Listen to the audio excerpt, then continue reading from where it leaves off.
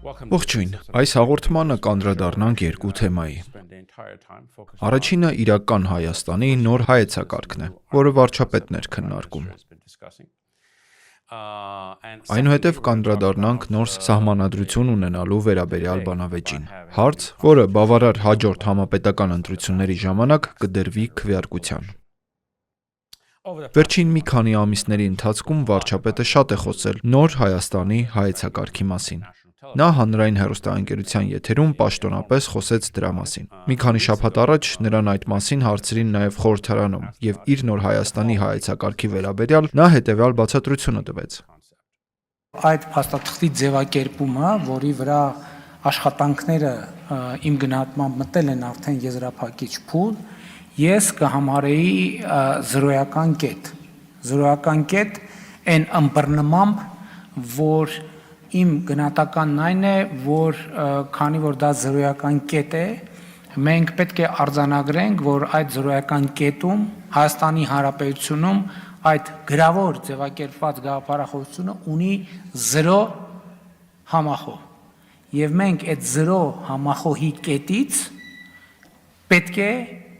սկսենք համախոհության ձևավորումը եւ ձևակերպումը իրական Հայաստանի հայեցակարգի շուրջ։ Եվ տեսեք, ես ասում եմ 0 համախոհ, պարզ է, որ այդ համախոհների թիվը 0 չէ, բայց քաղաքական մոտեցման եւ մեթոդաբանության առումով ես ճիշտ եմ համարում, որ հենց այսպես մենք առաջ շարժվենք։ Ես ինքս ինձ էլ դե յուրե դեռ չեմ արձանագրում որպես իրական Հայաստանի գաղափարախոսության կրող եւ համախոհ։ Վարչապետի խոսքով իր ազգային նոր հայեցակարգը, որը հավանաբար քվեարկության կդրվի 2026 թվականի ընտրությունների ժամանակ, ձևակերպված չէ։ Այն այս պահին Հայաստանում չունի ոչ ոքի աջակցությունը, եւ փաստորեն այս պահին չունի նաեւ վարչապետի աջակցությունը։ Ես շատ երկար մտածեցի, թե ինչպես վերլուծել սա, եւ սա լավագույն լուծումն էր, որ կարող էի տալ։ Այսօրվանից Սան Մարկոսի պաշտոնական լեզուն կլինի շվեդերենը։ Լռություն։ Բացի այդ, բոլոր քաղաքացիներից կպահանջվի ներքնազգեստը փոխել յուրաքանչյուր կես ժամը մեկ։ Ներքնազգեստը պետք է կրել դրսից, որպեսզի կարողանանք ստուգել։ Ավելին, մինչև 16 տարեկան բոլոր երեխաները այժմ կհամարվեն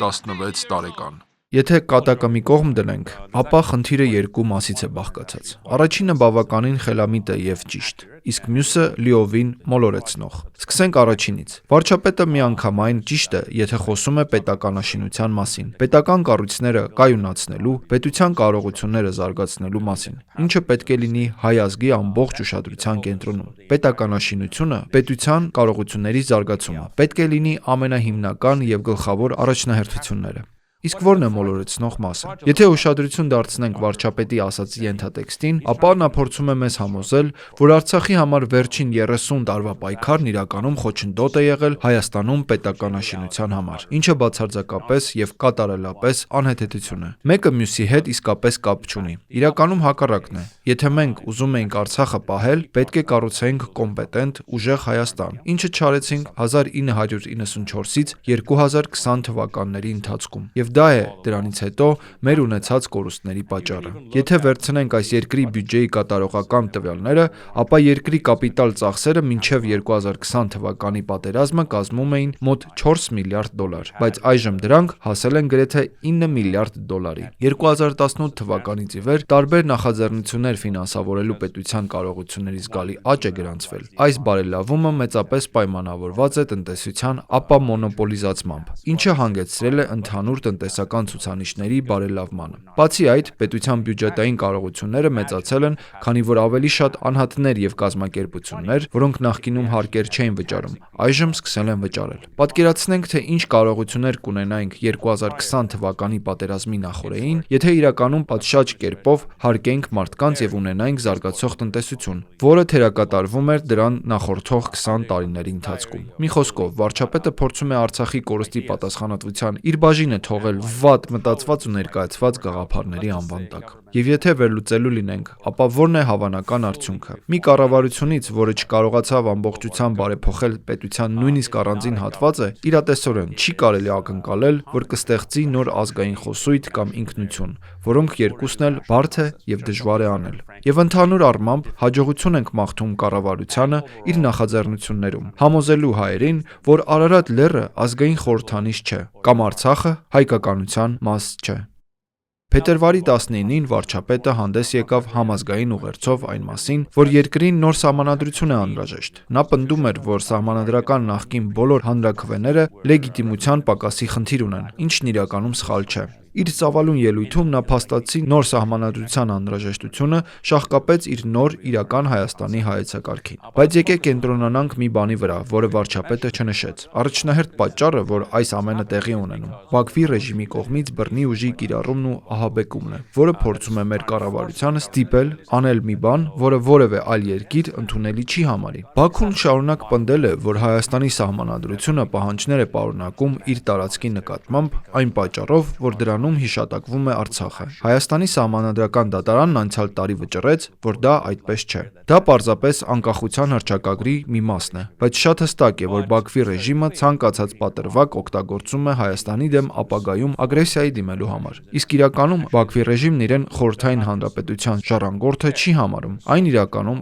իրեն համարում է 1918-ից 20 թվականների հանրապետության ժառանգորդը եւ դրանով իսկ իրականում տարածքային պահանջներ ունի իր բոլոր հարևանների նկատմամբ։ Գիտեք, սա ավելի լայն ենթատեքստ ունի։ Բաքվի ռեժիմից բացի շատ քննարկումներ են եղել Հայաստանում սահմանադրական բարեփոխումների անհրաժեշտության մասին։ 2018-ի հեղափոխությունից հետո ինքը վարչապետը դժգոհում էր գործող սահմանադրությունից, որը փաստացի ընդունվել էր 2015-ին Սերժ Սարգսյանի վարչակազմի կողմից։ Իսկ Սարգսյանի վարչակազմն այս սահմանադրությամբ իշխանությունը մեծապես կենտրոնացրել է վարչապետի ձեռքում, քանի որ Սերժ Սարգսյանն ուզում էր նախագահի պաշտոնը թողնելուց հետո ընդմիշտ վարչապետ մնալ։ Իսկ 2022-ին վարչապետն ինքը ստեղծեց սահմանադրական բարեփոխումների հանձնաժողով, որը 2023-ին ներկայացրեց նախագիծ։ Հանձնաժողովն իրականում շատ լավ հայեցակարգ է ներկայացրել, որին մենք պետք է վերաբերվենք որպես առանձին գաղափարների եւ առաջ շարժվենք։ Առաջին հարցերից մեկը, որ նրանք առաջարկում են, կայուն մեծամասնության դրույթի վերացումն է։ Գործող համակարգի պայմաններում ամենաշատ քվե ստացած կուսակցությանը ինքնաբերաբար առավելություն է տրվում կառավարություն ձևավորելու հարցում, կոալիցիա կազմելու հաշվին։ Եվ եթե փոփոխությունների նպատակը ժողովրդավարության խթանումն է, ապա կարևոր է ուժեղացնել փոքր կուսակցությունների դերը եւ ապահովել նրանց նշանակալի տեղը կառավարությունում։ Մեկ այլ առանցքային բարեփոխում է խորհրդարանի դերի ուժեղացումը իր ներկայիս գործառույթներից դուրս։ Սա ներառում է խորհրդարանին ինքնալուծարվելու եւ նոր ընտրությունների գնալու հնարավորություն տալը։ Բացի այդ, առաջարկվում է, որ խորհրդարանը վերահսկողական դեր ստանա կառավարության նշանակումների նկատմամբ, ինչպես օրինակ ԱՄՆ կոնգրեսի կողմից իրականացվող պաշտոնյաների նշանակումների վերահսկողությունը։ Առաջարկվող մեկ այլ փոփոխություն ռեյտինգային համակարգի վերացումն է։ Ներկայում քաղաքացիներն ընտրում են եւ կուսակցություն, եւ թեկնածու։ Հայեցակարգով առաջարկվում է, որ քաղաքացիները քվեարկեն միայն որևէ կուսակցության օգտին, ինչն առավելություն ունի, քանզի կարող է օգնել կանխելու ընտրակաշառքի միջոցով քվեարկության կամ անհարկի ազդեցությունը։ Եվ վերջում, 2015 թվականի սահմանադրությամբ նախագահի դերը զգալիորեն կրճատվել է, այն էապես դարձել է արարողակարգային։ Առաջարկվող բարեփոխումները նպատակ ունեն ընդլայնել նախագահի լիազորությունները, որպեսզի ավելի համահունչ լինեն խորհրդարանական այլ համակարգերի նախագահների լիազորություններին։ Ոչ պակաս կարևոր է նաև այն, որ առաջարկությունները կենտրոնանում են դատաիրավական բարեփոխումների վրա։ Այս բարեփոխումները կոչված են դատական ոլորտի ներկայացուցիչներին շատ ավելի անկախ դարձնելու, երաշխավորելով, որ նրանք չենթարկվեն կամ չվերահսկվեն իշխանության կողմից, ինչը ամենավատ սցենարը կլինի, քանզի կխաթարի վստահությունը դատական համակարգերի նկատմամբ։ Այսպիսով, դատական բարեփոխումները մեր կողմից իրականացվող ցանկացած սահմանադրական փոփոխությունների հիմնաքարն են։ Պարոն վարչապետ, դուք իրավացի եք, որ մեզ իսկապես անհրաժեշտ է նոր սահմանադրություն, բայց մենք ենք որոշելու, թե ինչ պետք է ներառվի դրանում։ Դա երբեք չպետք է լինի թշնամի պետության կողմից մեզ պարտադրված քննարկում։